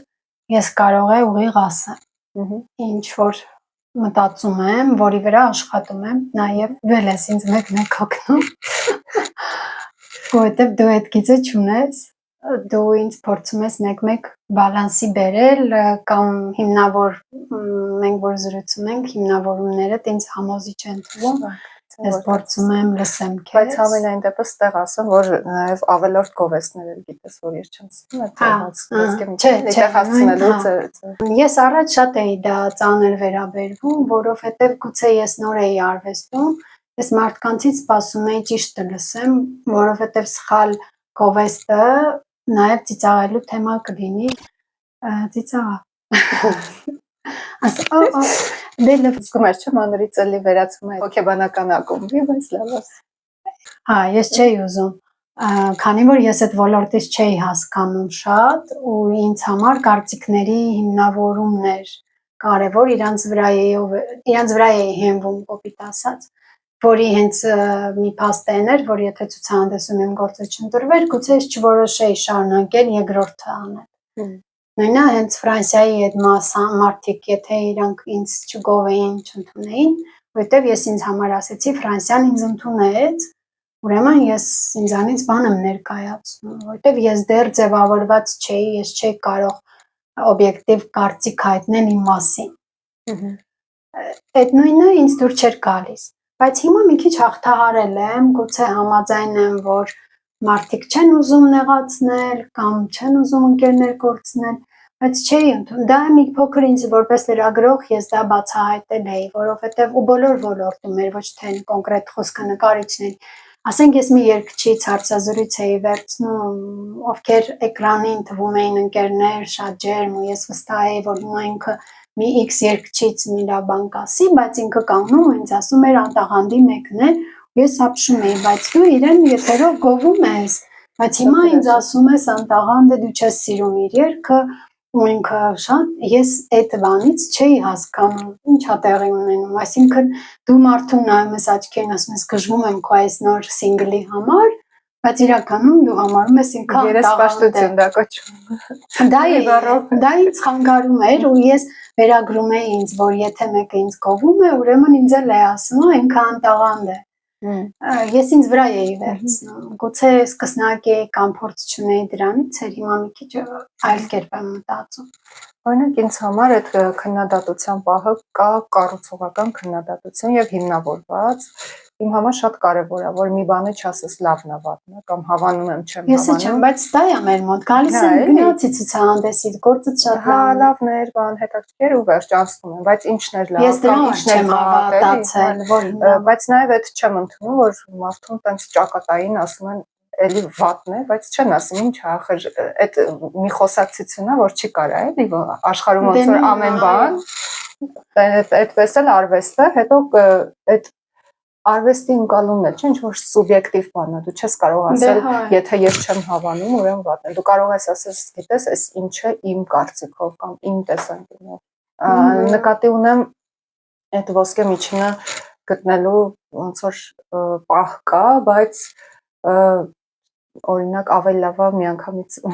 ասեն ինչ մտածում են, քան թաքցնեն, իմ համար այդ երկու տարբերակներից է դա էլի ընդունել։ Հա, համաձայն եմ։ Գիտես, մեզ մոտ գուցե երևի դպրոցներում մեզ չեն սովորեցրել քննադատել եւ քննադատվել եւս լուծել եւ ընդունել։ Ես սովոր եմ քննադատվել, նույնիսկ ես երազում եմ քննադատվեմ, ասեմ քեզ, որովհետեւ երևի դրա պատճառով է ես այդ բնավորությունը սпасելիք ունեի, որ երբ մի բան կասեք, որ ճիշտ իմանամ, հետո սկսում էի չհավատալ, ինչքան կարելի այդքան լավ ասել, էի լսել ճիշտը, բայց ոչ թե կծողական, այլ քո ասած կառուցողական, հիմնավորված եւ լավը եւ վատը։ Իսկ իմ լավը, երբ որ հիմնավորվում էր, ես հավատում էի, որովհետեւ ես հարցնում էի մարդկանցից, ովքեր ինձ հիմնավորում էին, ու ես հավատում էի, երբ որ հիմնավորումը կա մասնագիտական կետերը ու X-ի, Y-ի եւ Z-ի նույն լավի հիմնավորումները համընկնում են իրար, ես հավատում էի, որ բոլոր երեքն էլ ճիշտն են տեսել։ Օրինակ, ես հաճախ Եվրոպայից մենք այստեղ արվեստագետներ, որ ունեինք, ծանոթացել էի, սիրում եմ զրուցեմ, ոնց որ ասած, կիսեմ փորձը, ես իրանից սովորեմ, իմը իրեն ցույց տամ, ու շատ հաճախ որ նոր էի մանավանդ, մի արվեստագետի իմ գործերից մեկը ցույց տվեց, ինքը շատ լավ վերլուծեց ու ինձ խորհուրդ տվեց, երբ որ ասում է, այս ինչ կողմը վատ է, ես կանեի սենց, որտեվ ինքը փորձ ուներ այն ժամանակ, ես նոր էի ու ես ուրախացա, եթե ես չասեի, ինքը չասեր, նախանձեր կամ չուզենար ասեր կամ մտածեր գուցե ես Ռուզանին չեմ ճանաչում, կվիրավորեմ, եթե կանունեմ վերևից ես արդեն կայացած արվեստագետ եմ, փոխի սա, ինքը կոմպլեքսավորվի, որտեղ մեզ մոտ կա այդ կոմպլեքսը, եթե մեկը ուզում է իրան ուղի, որտեղ փորձն է, չէ, ես գիտեմ, թվում է ստորադ ասում ես իրան, հարաբերությունները խզվում է թողի մի տեսակ շատ անեղու, բայց եթե ինքը չասեր, ես հասկացա, որ ինչ լավ բան ասեց ինքը, ես նույնիսկ կարող է անհասկացող, ինչ որ անհասկացող բառը կոպիտ անջում, բայց նկատի ունեմ արվեստի ոլորտից կիլոմետրերով հեռու մարդը, ով ասենք լսում Արամ Ասատրյան կամ Թաթա, կամ չգիտեմ ինչ, ու ինքը չգիտի ժամանակ համատեղել են, ես Արամ Ասատրյան երգել լսում։ Իրանց գիտեմ ուղղակի, հա, վերմակի տակ։ Չէ, զուտ ուզում եմ ասեմ, որ ինքը ժամանակակից արվեստից չի հասկանում ու այդ ոլորտից չի, ես իրան էլ եմ ուզում իմանամ ինքը ինչ է ասում, ես ինչ է, որովհետև կարող ենք պատահական մտնի մի ցուցահանդեսի ու իրան ինքն էլ է հավանում, ուրեմն էլի ինչ որ հետաքրքիր է, այդ քո ասած տարբերություններից էլ եմ ուզում մի բան ասել, որ Հայաստանում չկա, ես մի քիչ շատ խորացա այդ ցուցահանդեսել, շատ կուզեի Հայաստանում, երբ որ ցուցահանդեսի ես մասնակցում, մասնակիցներին ներկայացվեր ու իրար էլ ներկայացվեր ու նաև զրույց կազմակերպվեր հանդիսատեսի հետ։ Հայաստանում դա չկա։ Երևի նորից ինձ հետ կհամաձայնես, կհաստատես, որ արվեստի ժանրից մենակ մեր ժանրն է անհայտ։ Այսինքն երգիչը աստղ է, դերասանը աստղ է, իսկ արվեստագետը, որ փողոցում անցնում է, ինքը ոչինչ։ Երբեմն գրողներն է կարող են անուն ունենալ, դե գիրքը կարդացել են հեղինակը եւ այլն, բայց նկարիչները խոսքս կլասիկ մեծ սերունդի մասին չի, գեղանկարիչներ։ Մեր այսօրվա ժամանակակից նկարիչները հայտնի չեն, այսինքն եթե նստեն տաքսի, վարորդը չի ճանաչի, որովհետև նաև դրանից էլ է, եթե հանդիսատեսի հետ շփում կա, թատրոնի դերասանի հետ կա, երգիչը կա, մեր ոլորտը չկա, չի համադրողների աշխատանքը ինձ դուրս չի գալիս, ես Հայաստանում հաճույք չեմ ստանում ցուցահանդես մասնակցելուց, սկզբից մասնակցում եմ, որովհետև այդ պահին ոգևորվում եմ, հետո ասում եմ իզուր մասնակցեցի, ես չեմ հասկանում ինչի մասնակցեցի, զուտ մնում է իմ այն հաճույքը պրոցեսը, որ ես մի գործ արտադրեցի, եթե ցուցահանդեսի համար էր, իսկ եթե ցուցահանդեսի համար չէր ունեի պատրաստի գործ, ես ոչ մի բան չեմ զգում, դա նույնն է, ոնց որ մի քիչ կոպիտ օրինակ կբերեմ, ասենք ինչ որ մի հագուստ ունենամ, տանեմ տան մեկին, նայի, հետո բերեմ։ Ես չեմ զգում պատճառը, ոչ մի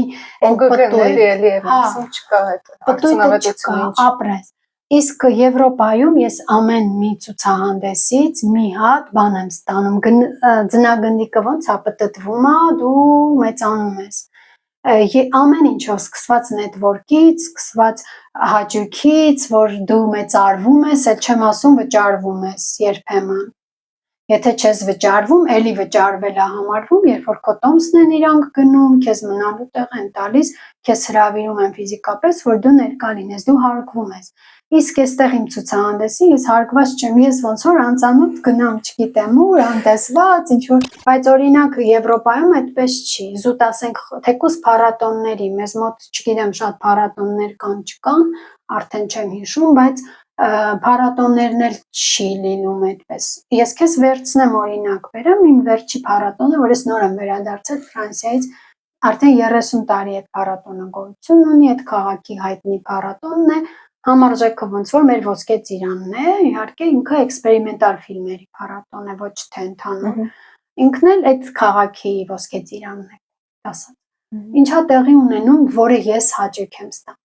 Էլ չեմ ասում նամակագրական, գնահատականը քո հետ ոնց է շփվում Ֆրանսիայի հայտնի կուրատորը ու իր նամակագրական հարգալից, որ դու արդեն շոյվում ես, որ դու գնալու ես։ Ամեն մի իր աշխատողը դա ֆինանսից էլ է գալիս, որ պետությունը իրեն ֆինանսավորել է, որ ինք ունենա օգնական, ով քո հետ կապ հաստատի, քեզ նամակներ գրի, քեզ այդ ամեն ինչը հարթի եւ այլն։ Ու ինքը ցանկացած քո հետ հաշվի է առնում։ Ինձ գրել է դու նկարագրել ես քո աշխատանքը միայն վիդեո ցուցադրություն, համաձայն ես ինստալացիա անեմ։ Ես գտնում եմ, որ ինքը նայել ինստալացիա կլինի։ Դու ինքը քեզ հարցնում ա, դու ուրախանում ես, որ քո ուղեղը այդքան չի աշխատել ուղղորդը ուղղորդում է։ Որտեվ ես կարծում եմ համադրողը այդ է։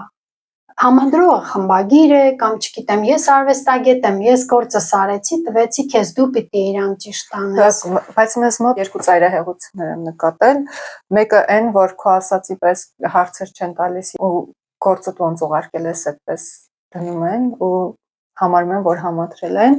Մյուսն էլ այն է, որ այդ Կամ էլ ասում են անվերջ կոնֆլիկտները, որ ասում է, «Էս sense պիտի լինի»։ Ու ասենք դու քեզ որպես արվեստագետի տենց չեն էլի, հարկ չեն համարում։ Հարցնեն քո գործի հետ ինչ անենք, ինչ չանենք, էլի։ Երկուսն էլ նկատել եմ։ Երրորդն էլ կա, քո հետ համաձայնեցնում են, տեղանտրում են, վերջի օրը գալիս ես, դու ուրիշ տեղում ես, որովհետև ասենք թե բարձվեց այս տեղում էս արինելու, դու էստեղ ես, Որովհետև բարձրաց ինչ որ մեկի աչքերը ավելի դուր են քան քո։ Չէ, կամ գուցե այս գործը իրանք բայց էլի ու դու էլի համաձայնվում ես, ոչինչ ես էլ բան չի, որովհետև ինձ համար պատը է, բայց ուզում եմ ասեմ, որ դա որ եթե լուրջ նայես, դա պիտի տեղեկացվի նույնպես, որովհետև դու գիտես քո գործը էստեղ էր, բայց ես բան չեմ ստանում զրույցից, դա է, ինձ համար համադրողը մի բարձր գիտելիքներով համադրության մեջ բարձր է, ինքը ինձ պիտի լրացնի, որ իմ գործը ճիշտ տեսանելի լինի։ Ու փառատոնի մասնակիցը այդ հարգանքը բացի, քո տոմսերի մնալու տեղն է անդադ քեզ մտահոգությունը լուծելուց հետո, երբ որ դու գնում ես փառատոնի, ինքը տևում է շատ երկար օրեր ու ցանկացած օր դու հանդիպում ես ամեն օր 5 արվեստագետ կամ 7 արվեստագետ են ցուցադրվում, որոնց հատ-հատ ներկայացվում է մեկ առ մեկ ու հարց ու պատասխաններով, զրույցից, խոսում ես իր գործին, վերջապես դու տեսնում ես, ոչ թե ասում ես դու ինչ էիր ներկայացրել, անունն ես իմանում, իր գործն ես իմանում, դու ես մոտենում կարծիք հայտնում, հանդիսատեսն էլ է հայտնում, հետո կլոր սեղաններ են խոսում, քննարկում են։ Դու շատ հետաքրքիր մի բան ասացիր կներես, որ ասում ես մասնակիցներին ծանոթացնել եմ, ես նոր եմ մտածում այդ։ Քիչ առաջ դու ինձ մի անուն տվեցիր, որին հետ փաստորեն ցուցադրվել ես, իան չեմ ճանաչում։ Բայց մեզ էլ չէ, որ մեզ արվեստագետներիս իրար հետ չեմ ծանոթացել։ Ու ասենք թե ես կարող եմ գուցե իրանց արդարացումը հասկանալ, եթե ասեն մենք փորձեր արել ենք արվեստագետները չեն եկել, մի քիչ մեր ծուլությունն է գիտես, եթե դա էլ է արդարացված, ցուցահանդեսի բացմանը, խոսքը բացման մասին է, երբ որ բացում է տեղի ունենում, կարելի է տնօրենը կամ համադրողը ելույթ ունենա եւ հերթով բոլորին ներկայացնի, ամեն մեկը իր գործի մասին խոսի, հանդիսատեսը հարցեր տա, թող մի կես ժամ այդ բացմանը նվիրաբերեն, որովհետեւ մեր օրն է դա, ոչ թե ուղղակի արեցինք, որ գաք նայեք, գինի խմեք կամ չգիտեմ,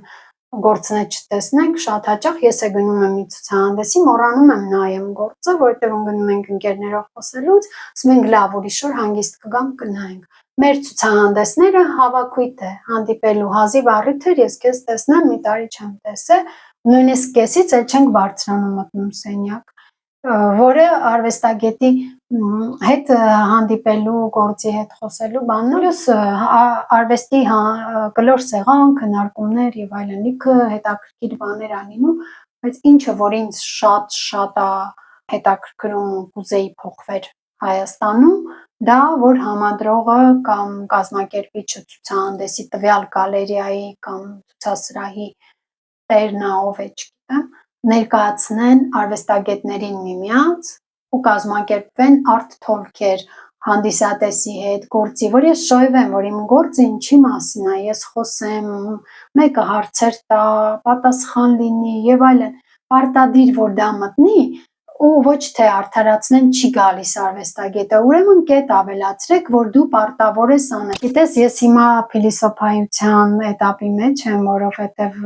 նոր եմ բոլորել մի ամյակ բարձր ու ինձ մտածելու տեղիք է տալիս։ Դրա համար էլ լուրջ եմ վերաբերվում ու սկսում եմ փիլիսոփայել։ Երկրորդը, որը շատ կուզեի, որ կիսատ թողեցի, համադրողի արվեստագետի աշխատանք մեզ մոտ բացակայում է, շատ քիչ է։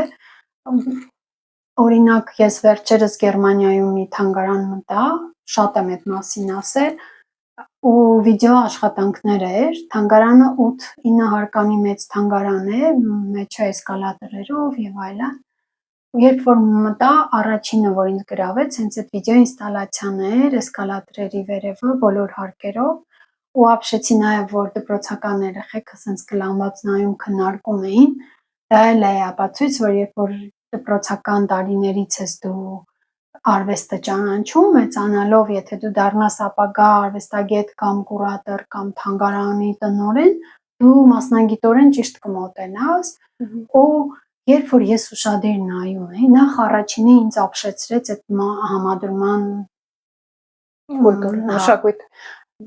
Ոնց է ինքը այդ տեղավորել, տեղադրել այդ վիդեոն, ու հետո մի քիչ մասնագիտորեն խորացած նայեցի, այդ ինչի մեզ հետ համեմատեցի, վիդեոն իրենից այդքան լուրջ գործ չէր։ Եթե ես քեզ հիմա այդ վիդեոն ուղարկեի, ասեի, ես ուզում եմ մասնակցեմ թանգարանում ցուցահանդեսի կամ ինչ-որ մի բանի, դու կարող ես մերժեիր։ Սերեսի գործ է։ Ինքը առանձին վիդեոն, բայց ոնց էր համադրված, ձևաչափը։ ու ես հասկացա հատկապես, եթե գեղանկարիչներին կամ բաներին զուտ պատն է միայն ճիշտ իրար կողք դնելուց նկարը վիզուալ ձևով կկարողանա ներկայացվի հանդիսատեսին, իմ գործը, վիդեո անողների գործը, վիդեո արտիստների գործը շատ մի քիչ բարդ է, կախված է ցուցասրահի եւ համադրողի աշխատանքից։ Նույն ինստալացիան ինքը հենց այդ տեղի մասին է, էլի։ Ինքը առանձին գործ ինչա կոչվում, տեղադրում։ Վիդեոներն է պիտի ճիշտ ինքն այդ ողջ իր տարածքը արվեստի գործ է։ Ինքը կկորի, նույնն է, երբ որ դու մի շատ գեղեցիկ քար ունենաս, Մարգարիտ իրան ինչի Լուվրում ցույց տալիս, չէ՞ գործը, ինքը ուրիշ է, այդ նույն Լուվրի մեջի մի զարդը բերես վերնիսաժում դնես, ինքը չի նկատվի։ Կոնտեքստը փոխվում։ Մեզ մոտ այդ բանը կուզենայի փոխվեր, որ համադրողները մի քիչ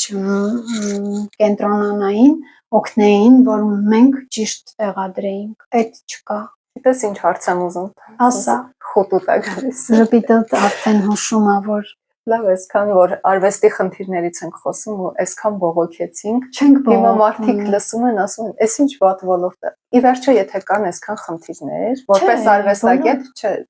ես մի քիչ սադրում եմ, էլի։ Սադրիս, որպես արվեստագետ, ի՞նչն է, էլի մարդկանց մեզ, այսինքն մղում, որ այսքանից հետո մենք շարունակենք զբաղվել արվեստով։ Ինչն է մեզ գրավում։ Առաջինը էգոիզմը, արվեստագետը էգոիստ է։ Մենք մեզ համար ենք անում, ցույց ենք տալիս, որ դա արվում է հանդիսատեսի համար, որտեղ ներսդ ինչ կա, դու պիտի իրան արտադրես, դուրս տաս եւ նաեւ ուզում ես, որ իրան ցուցադրես, ինքը կլինի ակուստի դիզայն, կարում է, որ ցույց տա ցուցադրումներին, կլինի ցուցահանդես, արվեստի գործ եւ այլն։ Գործը երբ որ վերջանում է, այլ քոնը չի ու դու արդեն իրեն վերջացրեցիր։ Կոնկրետ ես սիրում եմ շարժման մեջ լինի։ Եթե ես մի բան անեմ չցուցադրվի, ես քո ասած խուտուտ է, պիտի ինչ-որ մոտեղ կորում է։ Դա ցույց տալու համար է արվում։ Երևի դա էլ ինչ որ մի կախվածություն է, նարկոտիկ է, խմիչք է, ծխախոտ է։ Նորից հիշեցնում եմ, սա 18+ բովանդակություն չէ։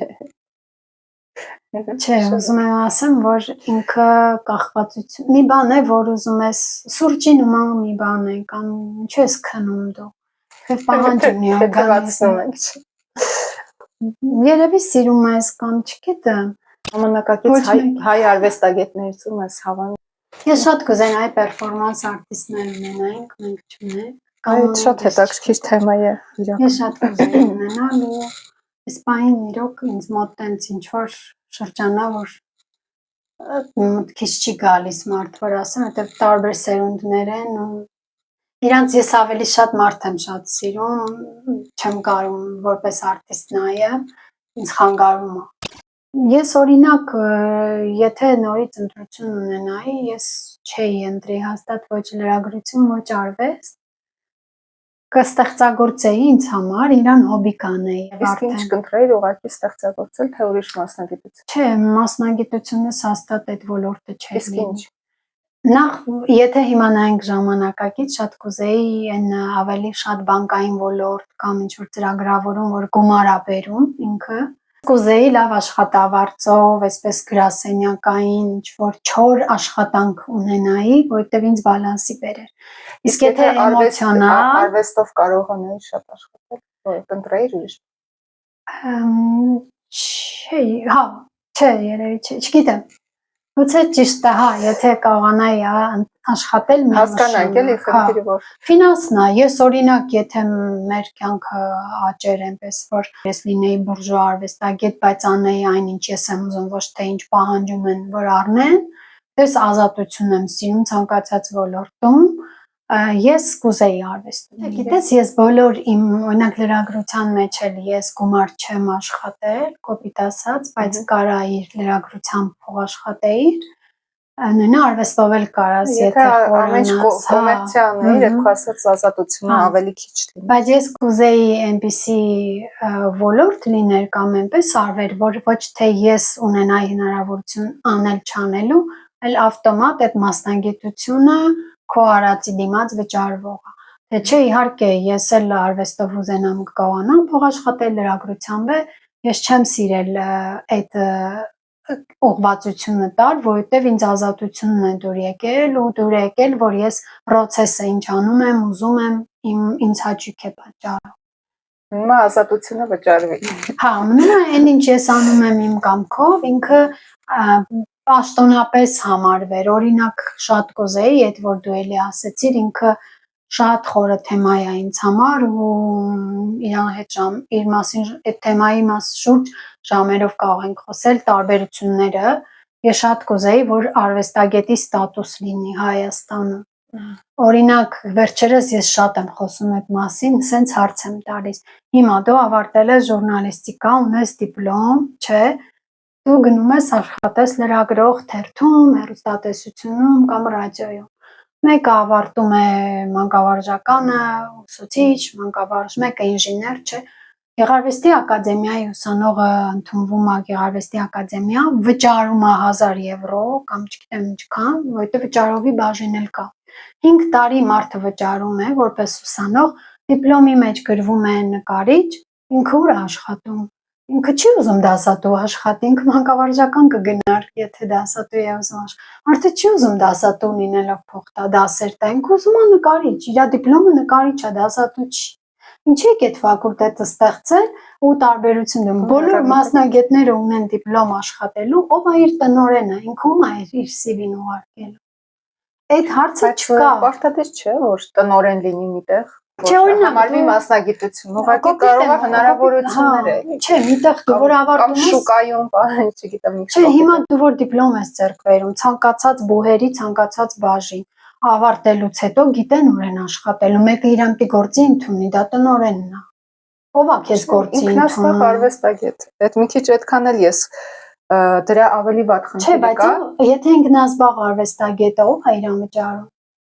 Դա հենց է դա էլի վճարողը։ Չեղավ ինքնասպառ, բայց ինքը կարա չսովորի դիպլոմ, օնլայն սովորի ինքնասպառ դառնա։ Ինքը մասնագետ է, դու պետությունը իրան մշակույթի կրթության նախարարությունը ինստիտուցիոնալ։ Հա, այդ աշխարհի մասին եմ խոսում։ Մշակույթի կրթության նախարարությունը բաժին է բացել արվեստագետ, դիպլոմ է տալիս, որ մարդը ուր աշխատի։ Չկա հաստատություն, որ ինքը գործից հետո գնա աշխատի,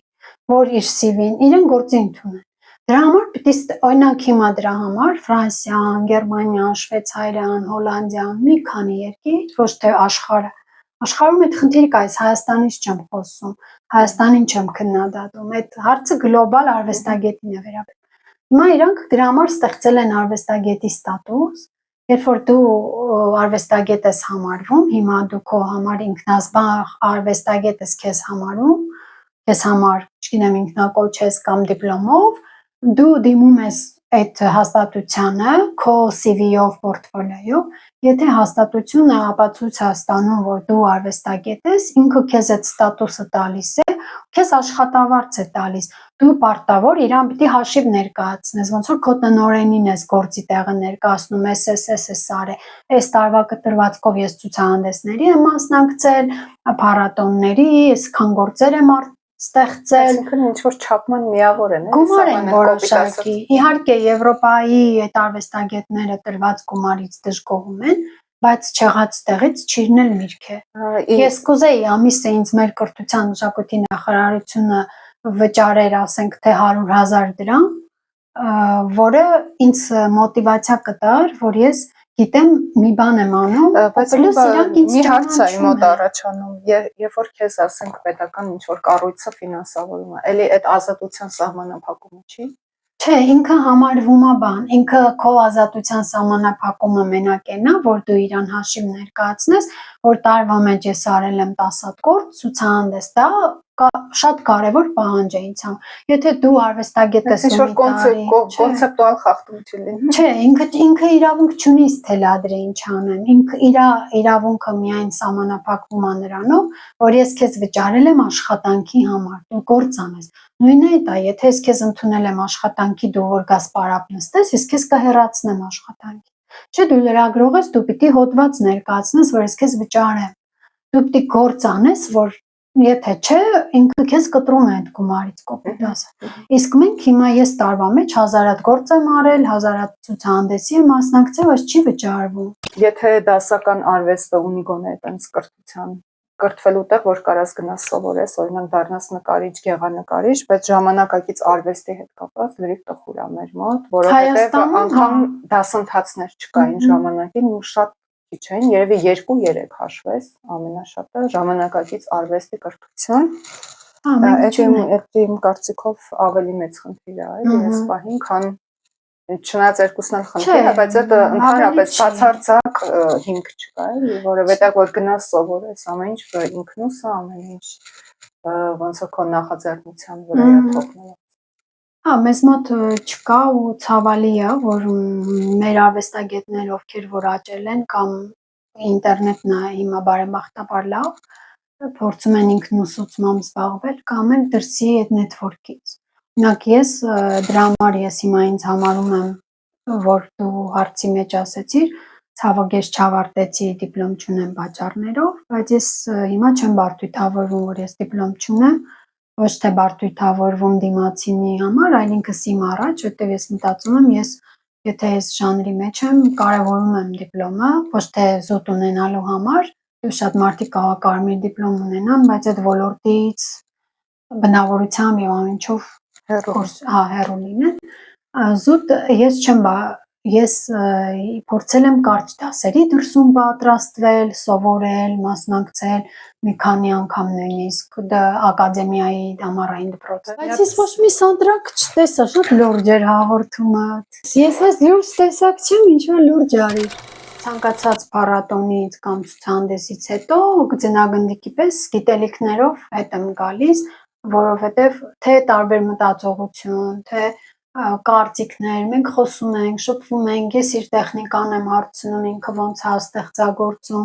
եթե մի ծրագրից ես տեղյակ չեմ, որտեղ մեզ մոտ չկա, ինքը ինձ ասում է, բացատրում է, նոր բաներ է տալիս, որը ես ասենք թե տեղյակ չէի, մեզ մոտ sense բան գոյություն ունի, ու իրանք է բաց են այդ առումով, մեզ մոտ մի քիչ այդ համեմատությունն էլ անեմ, մենք շատ փակ ենք, վախենում ենք, եթե ես քեզ ասեմ, կգողանամ քո գաղափարը, չգիտեմ ինչի է մեզ մոտ այդ հիմար մտածելակերպը, փակ են շատ, մանով պիտի խոսք քաշես, ես օրինակ այդ առումով տենց չեմ, ես հանգիստ ամեն ինչ ասում եմ, եթե պետք է, սովորում ես, համաձայն եմ, մեզ մոտ չկա ու շատ ցավալի է, որտեղ մասնագետներ ունենք, կարող են բացել ու այս սերունդը ժամանակակից։ Ուզում ինչ ես կարծում։ Մեր զրույցը շատ լուրջ ստացվեց։ Չափից շատ լուրջ ստացվեց, որովհետև երևի եղանակից էր կամ ինչ-որ, չգիտեմ, Կողե շատ էր կուտակվել, ինչ-որ, չէ, խնդիրներ էր կուտակվել։